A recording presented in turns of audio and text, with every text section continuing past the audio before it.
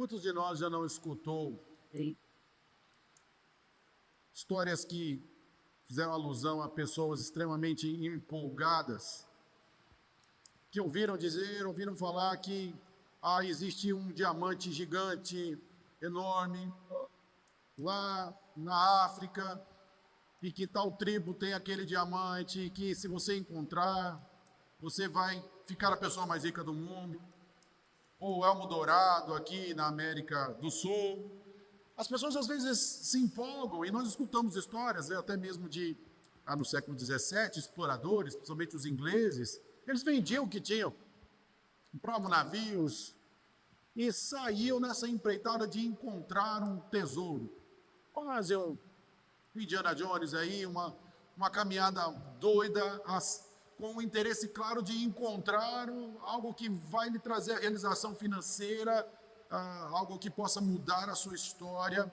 E conta uma história que um desses exploradores chegou a uma tribo realmente na África, e quando encontrou lá era apenas um pedaço de pedra grande, brilhosa, sem nenhum valor. E a pessoa empreendeu a sua história, o seu dinheiro, o seu tempo, perdeu muito em busca de algo que não tem nenhum valor. Muitas vezes, a nossa caminhada pode ser marcada por um desejo e uma busca diante de coisas que não têm valor. Coisas que aparentemente acreditamos serem valiosas. As pessoas podem acreditar ser valiosas, mas no decorrer do tempo, ou quando isso é colocado diante de Deus, se é visto que não tem nenhum valor. Quero te convidar a abrir a sua Bíblia, a segunda carta de Paulo aos Coríntios, no capítulo 4, verso 1 ao verso 6.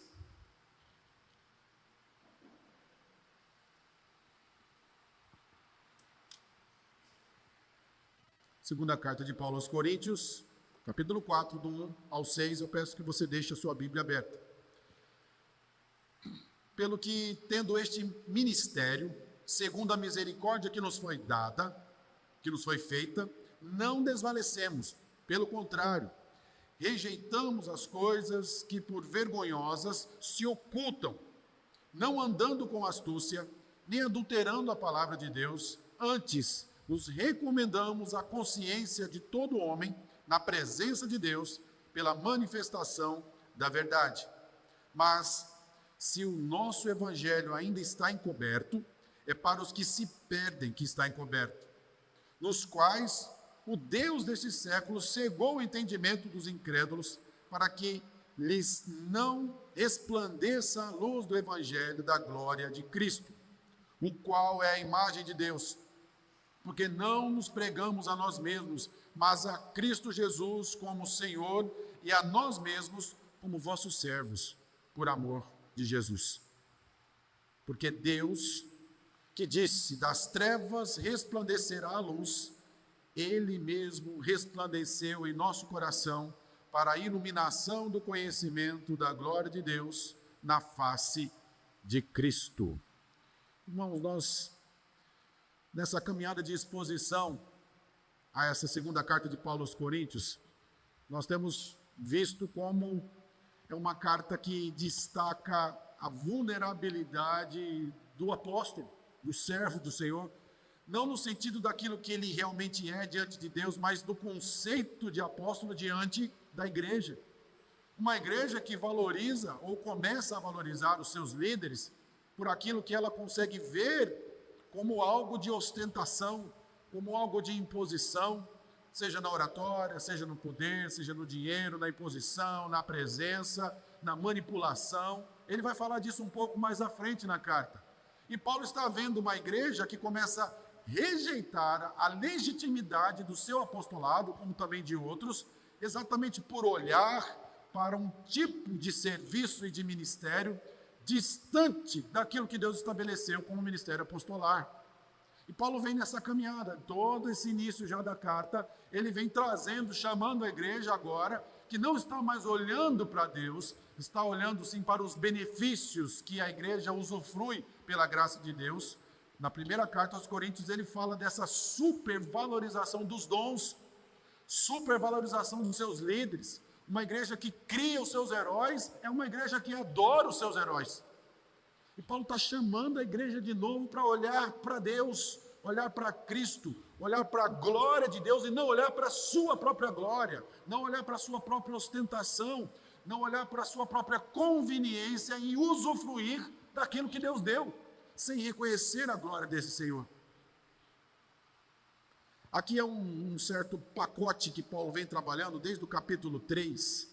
Ele vem falando a partir do verso 12, né, da glória que é contemplada. Do capítulo 4, verso 1 ao 6, ele vai falar da glória que é revelada. Do 7 ao 15, dessa glória que é carregada. Do 16 ao capítulo 5, versículo 10, ele vai falar da glória que é esperada.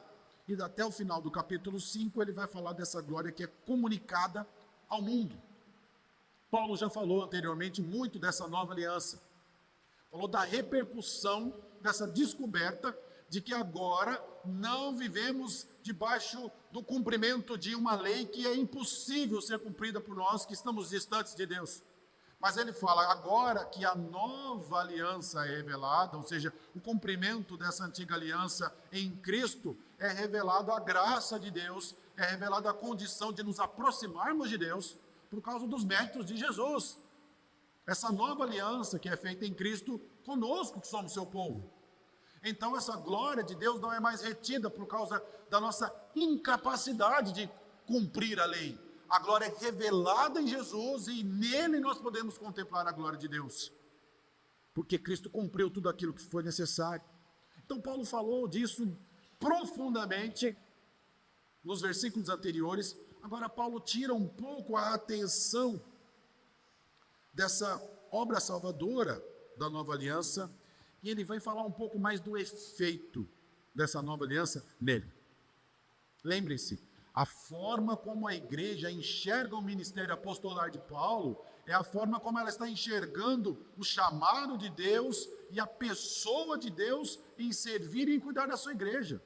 Quando a igreja olha para Paulo e olha para o seu ministério e começa a rechaçá-lo por razões extremamente equivocadas, se julgando na condição de atribuir ou exigir necessariamente, melhor, aquilo que deve ter ou não um apóstolo, Paulo começa a ver um distanciamento dessa igreja. E por isso ele vem mostrando para essa igreja, não uma defesa do seu ministério, mas uma defesa daquilo que Deus projeta como algo adequado no serviço apostolar. E ele vai mostrando isso de uma forma tão clara que o papel dele é extremamente passivo. Ele vem mostrando aqui que essa legitimação apostolar é fruto da misericórdia de Deus, da graça de Deus que o alcançou, que o chamou e que o conduz. Um contraste com os superapóstolos, que é o que a igreja estava valorizando, que tinham reconhecidamente um poder neles mesmos. Paulo está falando, não tem poder nenhum em mim, tudo é pela misericórdia, tudo é pela graça de Deus. Eu só estou aqui como alguém que foi chamado a entregar algo. Não há um valor intrínseco em mim. Apesar que a minha vida se envolve mediante a salvação, e a vida de vocês também, a salvação de vocês tem tudo a ver com o meu ministério, ele vai falando, mas é a graça de Deus, é a misericórdia que nos alcançou, que muda tudo isso. Eu sou apenas um instrumento. Ele recebeu uma missão, e essa missão é dada, e pelo ato de misericórdia de Deus, ele reconhece isso, e por isso ele tem essa percepção clara da entrega do Evangelho e da glória de Cristo. O fato da igreja não reconhecer isso é um enorme problema.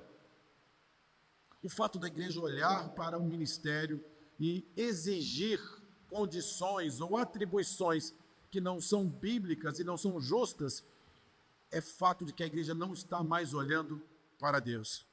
A igreja começa a se tornar um fim em si mesma. Ela foi chamada por Deus, tirada das trevas para a luz, para glorificar a Deus. De repente a igreja fica tão feliz com isso que ela não se volta mais a adorar e servir ao Senhor. Ela está muito empolgada com aquilo que ela recebeu, e ela tira os olhos de Deus e ela se volta tão somente para si, na sua própria vanglória, no seu próprio usufruto daquilo que o próprio Deus deu. E é por isso que a igreja vai começar a levantar algumas suspeitas. vai suspeitar do ministério apostolar. De certa forma, ela vai trazer algumas acusações diante de Paulo, mas Paulo não está respondendo a essas acusações com a sua qualidade moral necessariamente. Paulo está numa defesa não diante dessa improbidade, ele está apresentando o efeito do evangelho. Veja bem, igreja, quando o evangelho alcança, quando o chamado, quando a misericórdia de Deus alcança alguém e o chama, é assim que se procede, é assim que se entrega, é assim que se vive. Não há uma defesa pessoal dele. Por isso ele faz uma apresentação do efeito do evangelho na sua vida, como também do efeito do evangelho no mundo pelo qual Paulo está servindo. Por isso eu quero nessa noite falar sobre o contraste entre a glória desejada e a glória revelada. A igreja deseja uma glória. A igreja deseja ou tem um conceito por uma glória e ela busca usufruir dessa glória e alcançar essa glória. No entanto, a glória que Deus revelou é outra, de forma distinta. E Paulo está tentando chamar a igreja para poder enxergar adequadamente, fugindo de um desejo de uma glória que não é dada por Deus, mas a glória revelada do próprio Filho, do próprio Jesus Cristo. Como é que se contrasta isso? Aí eu queria, de uma forma didática, trabalhar isso um pouco com vocês, no verso 1 e 2, verso 3 e 4 e o verso 5 e 6. Entendendo que o contraste entre essa glória desejada e a revelada pode ser visto naquilo que se sente, no sentir. Se você observar no texto, ele vai trabalhando aqui. Deixa eu me achar aqui o versículo. Ele vai nos colocando a ideia, só colocar aqui juntos. Pelo que tendo esse ministério, segundo a misericórdia que nos foi feita, não desfalecemos. Pelo contrário, rejeitamos as coisas que, por vergonhosas, se ocultam, não andando com astúcia, nem adulterando a palavra de Deus. Antes, nos recomendamos a consciência de todo homem na presença de Deus pela manifestação da verdade. Paulo está extremamente preocupado com aquilo que a igreja está enxergando e vendo. Talvez uma das melhores traduções, como é feita aqui pelo Mark Seifert, é que quando ele diz que não estou desvanecendo, ou estou desanimando, ele está dizendo que a glória de Deus revelada em mim e aquilo que é feito, ela não me permite, não é desanimar, ela não me permite falhar. Eu não falho diante disso, não há uma falha de Deus ao me constituir assim. O entendimento resplandeça a luz do Evangelho em glória, com a sua imagem, e ele diz no verso 1, nos foi dado, não desanimamos, não há uma falha, não há nada necessariamente constituído. Talvez essa melhor tradução eu gostei, porque ela inclui não só uma ideia de uma falha moral, mas de um agir errado. Ele não está agindo errado diante das circunstâncias. Não há uma falha moral constituída aqui. Ele não está desvanecendo, ele não está desanimando, ele não está falhando, porque aquilo que Deus o chamou para fazer, esse chamado que é debaixo da misericórdia e da graça, ele tem feito. Ele tem feito. Se você ler depois do capítulo 12, verso 16 e verso 19, há de certa forma uma suspeita de fraude do apóstolo. O apóstolo tem uma suspeita de fraude, ele não visita a igreja, já falamos isso anteriormente, ele prometeu ir visitar e não foi, ele não aceita a ajuda de Corinto, mas reclama que a igreja não ajuda. Então eles estão levantando alguma questão como se houvesse uma falha moral, e ele está falando, não tem uma falha moral. Não estou desanimado diante disso. Pela misericórdia que foi dada não há falha, dentro desse chamado não há nenhuma falha. O poder de Deus em Cristo superou a fraqueza dessa existência terrena, superou as limitações dele. Por causa da misericórdia de Deus que alcançou, ele tem um chamado, ele tem um serviço, ele tem um ministério. A suficiência que ele encontra é no Salvador, é no Senhor. A integridade de Paulo como apóstolo não é obra sua, é obra da graça, da misericórdia de Deus. Isso inclui esforço, isso inclui trabalho, santidade, diligência, sim, mas prioritariamente não é fruto dele. Foi Deus quem o chamou, foi Deus quem o constituiu assim. No capítulo 1, 12, ele diz: e não agiu com sabedoria carnal, mas com a graça de Deus. O chamado é uma misericórdia que o alcançou. Ele vê o seu ministério como um ato de misericórdia de Deus concedido. E se você bem entende o que é misericórdia, misericórdia não é algo alcançado pelo seu esforço. Ninguém é digno ou merecedor de misericórdia. Deus não olhou para ele e falou assim: ah, pecadorzinho miserável, né? Mas é bonitinho, eu vou usá-lo. Não tem nada disso. A misericórdia alcança aquele que não merece mesmo. Quando ele olha para a perspectiva do ministério, debaixo da misericórdia de Deus que o alcançou, que o salvou, porque a sua salvação, o seu ministério é tudo uma coisa só que Deus tem feito na sua vida. Ele vem trazendo isso, a integralidade do seu serviço. Quando a misericórdia o alcança e o conduz assim, ele está contrapondo os falsos apóstolos, dizendo assim: olha, eu entendo o ministério pela misericórdia e graça de Deus. Eu não entendo por mim mesmo. Eu não mereço fazer o que eu estou fazendo. Misericórdia não pode ser alcançado pela disciplina, pela força, pela virtude, pelas obras. É pela graça de Deus. Deus teve piedade dele e Deus o colocou como destinatário da sua misericórdia. E por meio de Cristo, ele anuncia o reino de Deus. É por isso que ele fala tanto dos sofrimentos de Cristo, que ele participa dos sofrimentos de Cristo, ele convida a igreja a participar dos sofrimentos de Cristo, porque a glória de Deus é revelada nos sofrimentos de Cristo. E por trás de todo o sofrimento de Paulo, como apóstolo de Cristo, está a misericórdia de Deus, que o conduz diante do sofrimento a glorificar o nome do Senhor. Ele não falha, porque o chamado é pela misericórdia. A frase de Miles é tão interessante quando ele diz assim: simplesmente um mendigo dizendo a outro mendigo onde encontrar o pão. Isso é o Evangelho. Alguém que não tem mérito nenhum, alguém que não é melhor do que ninguém, mas que pela misericórdia e graça de Deus recebe uma incumbência de entregar uma mensagem e um chamado. Mendigo tão quanto o outro, mas feliz e privilegiado por poder anunciar a graça da salvação e da misericórdia. Por isso o verso 2, ele continua falando dessa ideia: nós renunciamos às coisas ocultas da vergonha. Esse tema está muito presente, porque ele acabou de falar de Moisés anteriormente, que ocultou o seu rosto, né, a glória de Deus que reluzia sobre o seu rosto. Ele ocultou isso do povo, porque o povo não podia contemplar a glória de Deus. E agora ele está falando de ocultar a vergonha. Um contraste também nos mostrando que Deus oculta a sua glória, mas o homem tem que esconder a sua vergonha. O homem tem que fugir da vergonha.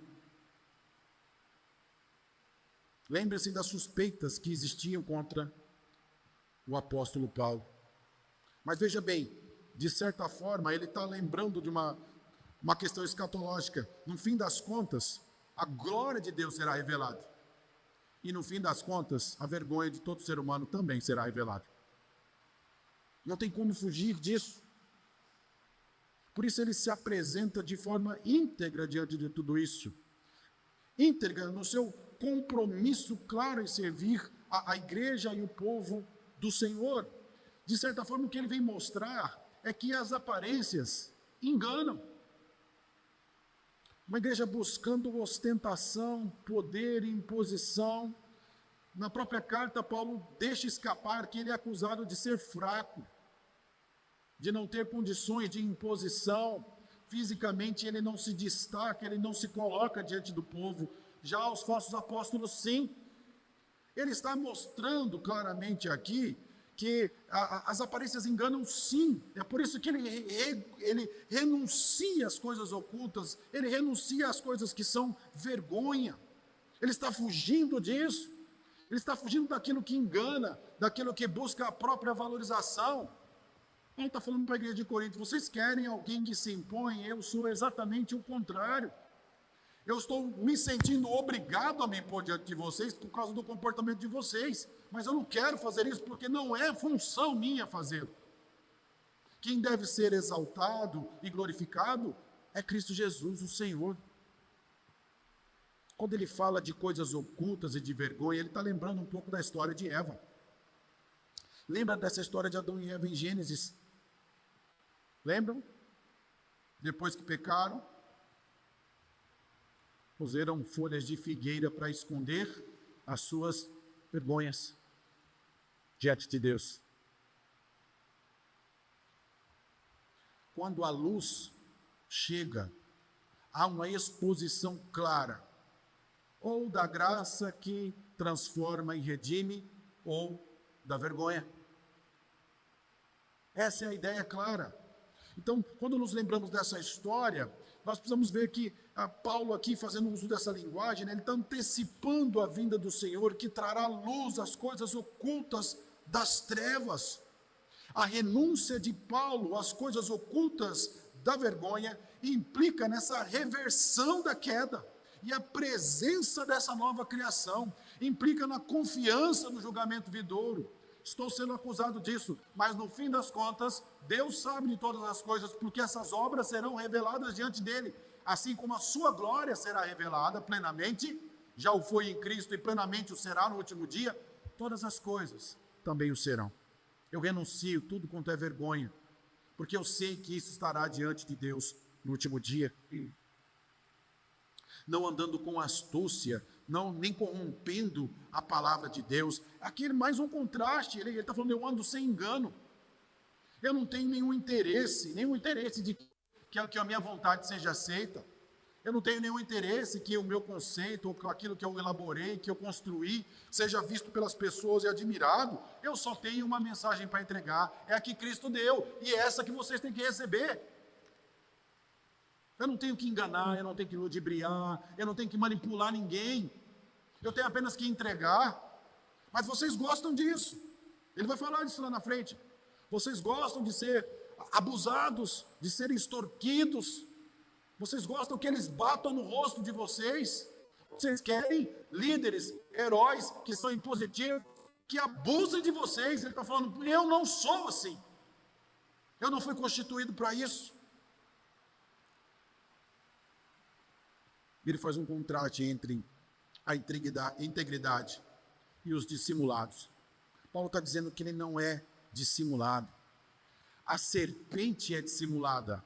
A serpente agiu assim com Eva. Paulo está falando, os falsos apóstolos também o fazem. Eu não faço. Eu busco a manifestação da verdade.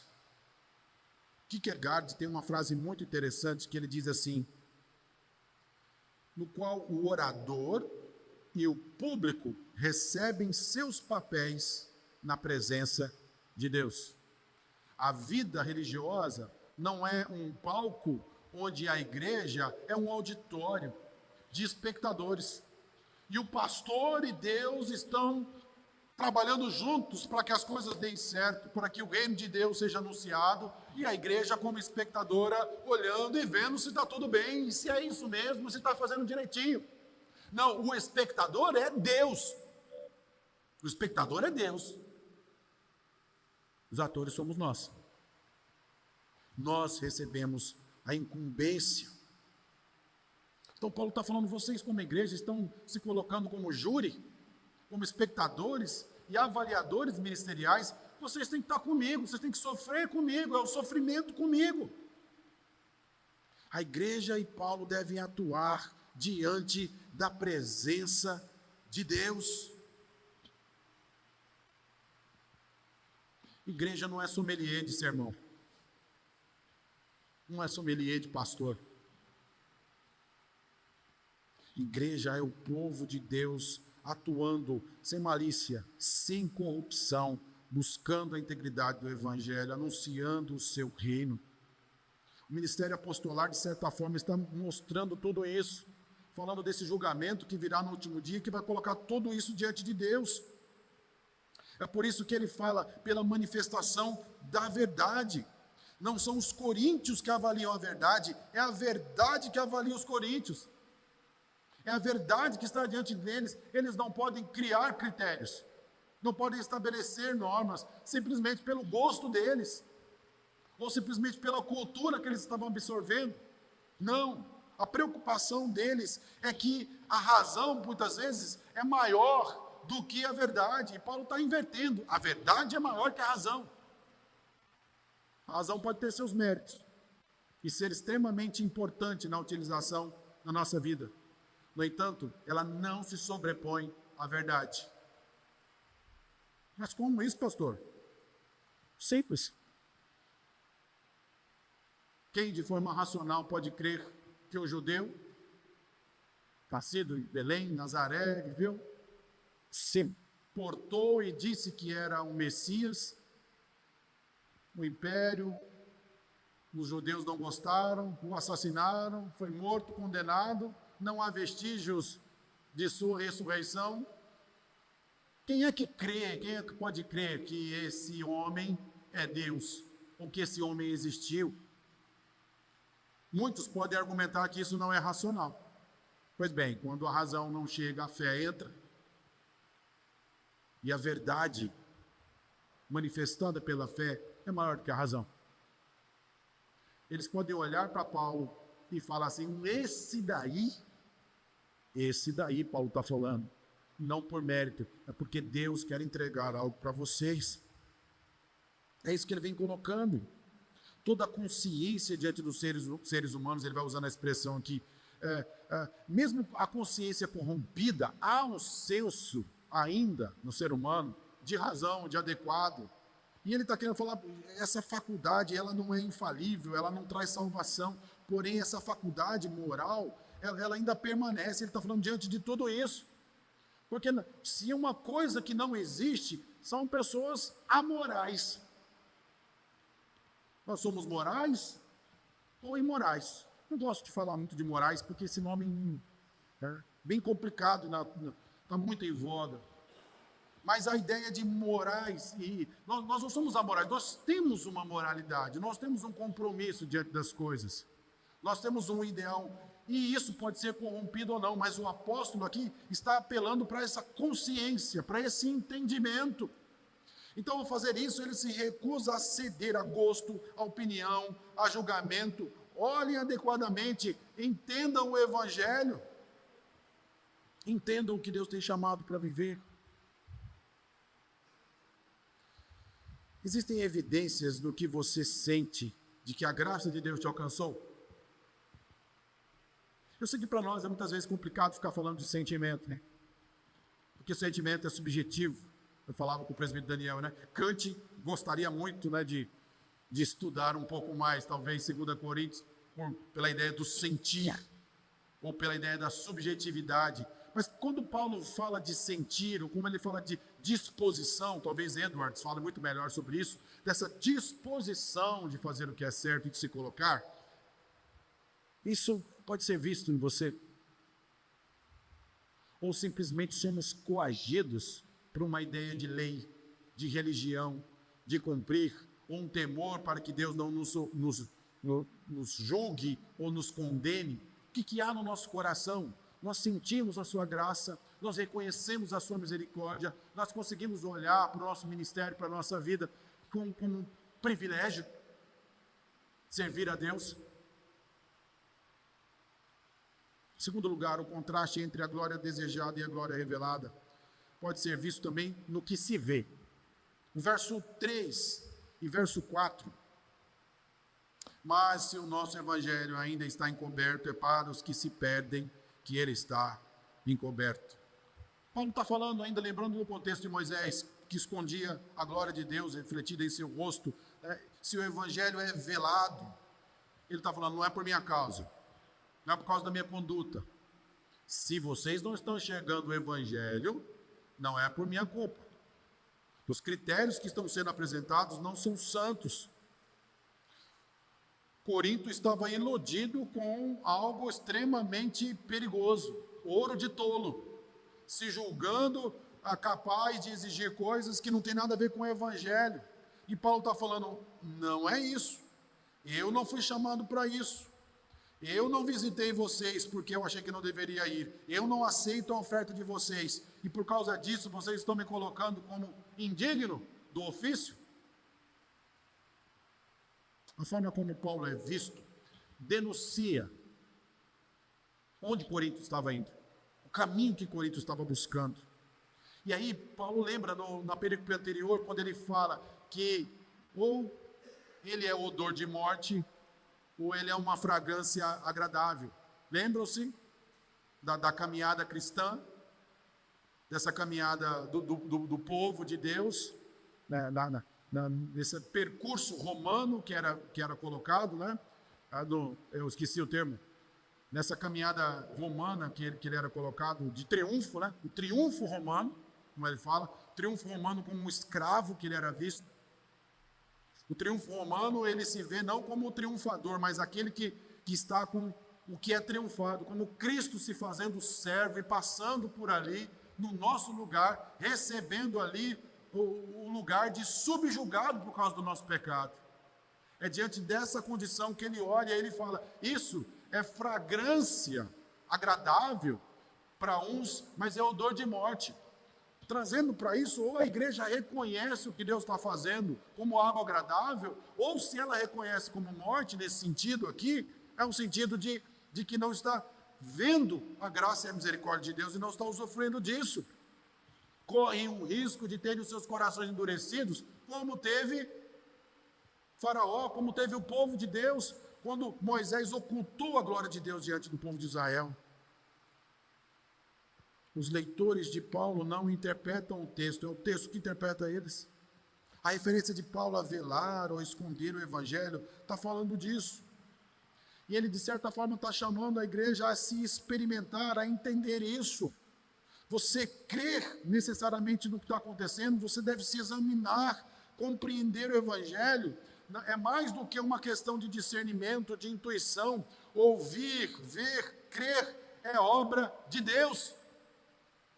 É Deus que se revela.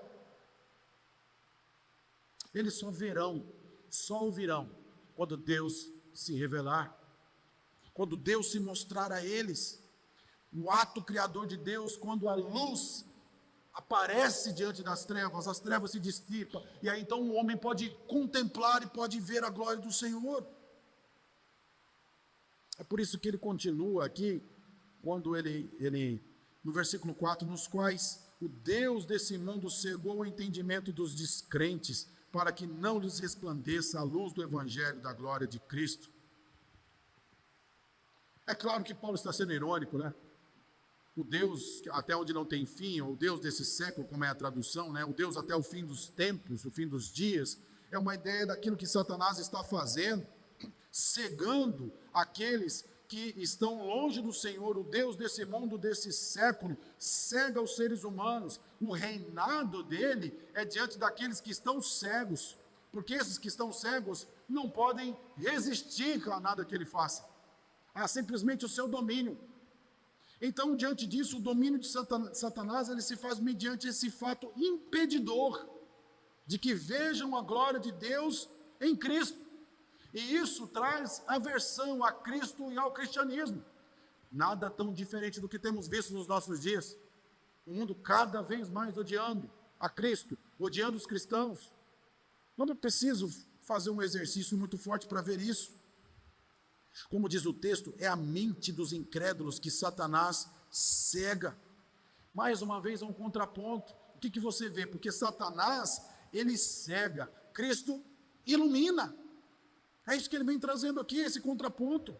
Paulo enfatiza a obra cegadora de Satanás e o contraste é o caráter iluminador do Evangelho. Quando Cristo mostra a sua luz, os homens podem contemplar a glória de Deus. Moisés com o véu escondeu, Satanás de certa forma busca esconder, mas Deus revela a sua luz no seu Filho.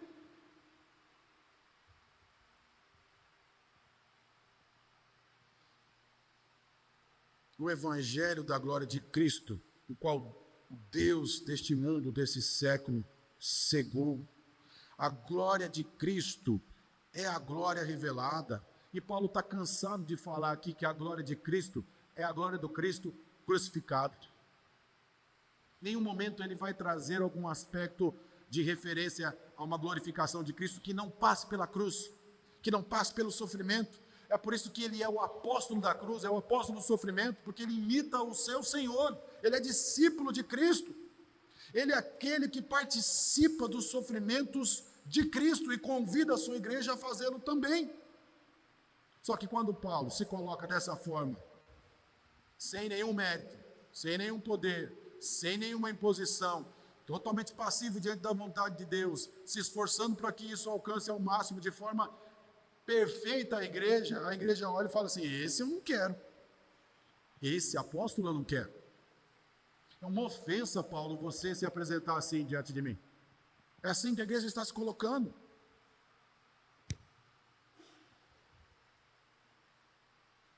E Paulo está contrapondo tudo isso, porque a imagem de Cristo, a imagem de Deus em Cristo é revelada no Cristo crucificado, no servo sofredor.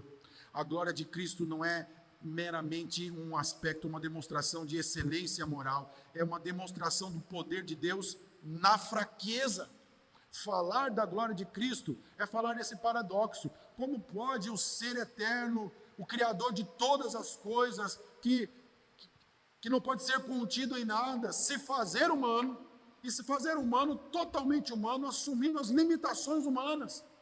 É um paradoxo inexplicável. Como é que eu posso entender isso? Como é que eu posso entender algo tão puro, algo tão santo, em um vaso de barro tão frágil? Em algo tão fraco, algo que se quebra com a maior facilidade. Parece que não há nenhuma proteção diante disso. A igreja quer um vaso forte de ostentação. Paulo está falando, nem Cristo se fez assim, e muito menos eu. O espelho no qual vemos o reflexo da glória do Senhor é o Cristo crucificado e ressuscitado, que é a imagem de Deus. É possível ver evidências da graça de Deus em você? É possível ver isso?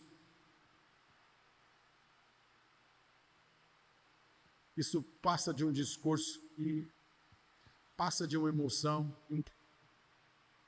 em compromisso, onde se vê claramente as marcas do sofrimento de Cristo em nós. Em terceiro e último lugar, o contraste entre a glória desejada e a glória revelada está também no que se conhece. Se você observar o verso 5 e o verso 6, vai nos dar essa ideia. Porque não nos proclamamos a nós mesmos, mas a Jesus Cristo como Senhor. Os coríntios há muito se encantavam com os líderes talentosos e assim os idolatravam, mas Paulo está apresentando: eu não me proclamo, eu não busco glória para mim mesmo. Quem cria os seus heróis, como eu já disse, adora os seus heróis. E a igreja de Corinto estava viciada nisso. Para eles a aparência era tudo. Imagine uma festa, a fantasia, e você se dispõe aí. Que fantasia você se vestiria para ir? Se essa festa temática fala assim: olha, é uma festa fantasia, use uma fantasia que vai demonstrar quem você é. Use uma fantasia que vai destacar aquilo que você se enxerga. Como é que você iria? Um faraó? Um imperador? Eu não tenho dúvida que Paulo iria como um escravo. Porque é assim que ele se apresenta diante da igreja. É assim que ele vai se colocando. Olha o que diz aí o verso 5. Porque não pregamos a nós mesmos, mas a Jesus Cristo como Senhor e a nós mesmos como servos de vocês por causa de Jesus. Vocês querem alguém poderoso, alguém forte? Eu apresento diante de vocês aqui as minhas algemas, presos em Cristo. Cristo me prendeu, Cristo me fez servo, e não só isso, Ele me fez servo não para servi-lo só, mas para servir vocês. Usem isso. Eu estou aqui diante de vocês, é isso que Paulo está falando. Esse escravo é escravo de vocês. Mas vocês não querem isso. Vocês querem um dominador. E Paulo se apresenta como um escravo. Toma aqui as chaves das minhas algemas. Se utilizem do meu serviço, da minha dedicação. Mas o que a igreja de Corinto demonstra é um desejo por líderes abusivos. Se não for um líder abusivo, elas o rejeitam. Irmãos, nada tão diferente nos nossos dias.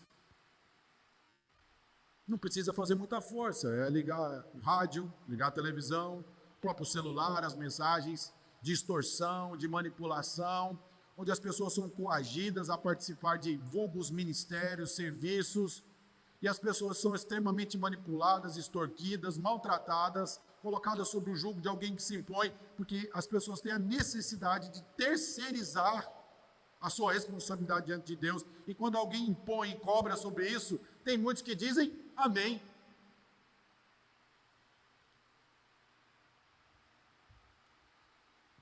Paulo é o autêntico apóstolo, porque ele se faz escravo para servir. E esse é o único caminho de servir a Deus e de servir a igreja. Não tem outro caminho. Então, Paulo, ele está dizendo assim, olha, eu sou escravo, eu sou servo de vocês, mas imagine essa situação. Ele está falando isso e entrando na casa, sentando o pé na porta. Pá, e descendo sopapo para todo lado, porque é isso que ele está fazendo. Ele está desconstruindo todo o conceito que eles têm, para depois ele chegar e dizer assim, dá um abraço aqui. Aqui está o seu escravo. Mas não façam mais isso. Não busquem mais isso. Paulo é extremamente agressivo nesse ponto, desconstruindo, acusando a igreja de outro evangelho quase, participando para outra linha, para trazer a igreja no entendimento daquilo que é o evangelho, daquilo que é o apostolado, para que a igreja se utilize disso da melhor forma possível. Ele trabalha com os coríntios para trazer alegria a eles, mas ele busca edificá-los, mas esse trabalho exige primeiro a destruição dos seus ídolos, a destruição dos seus conceitos, dos seus princípios mais equivocados. E ele não tem dó de fazer isso. Ele o faz. Por isso que no versículo 6, porque Deus que disse, das trevas resplandeça a luz, Ele mesmo resplandeceu em nosso coração para a iluminação do conhecimento da glória de Deus na face de Jesus Cristo. Ao identificar Deus por suas obras, Paulo simultaneamente define a salvação como um ato de criação e apresenta a criação como um ato de salvação. Assim como a criação da luz é a obra da palavra de Deus, o Evangelho é a palavra eficaz de Deus que cria a luz nas trevas do coração humano. Paulo se utiliza dessa analogia do próprio ato criacional de Deus, como também o ato de criar a salvação. Assim como havia trevas e Deus criou todo o cosmos, assim como por causa do pecado o homem estava em trevas, a luz se fez presente para que houvesse vida. A salvação chega dessa forma. A salvação é conhecer, é desfrutar dessa luz e confessar Deus como o Criador da nossa vida. Por isso há uma interpretação teológica de Paulo aqui, das trevas se cria a luz.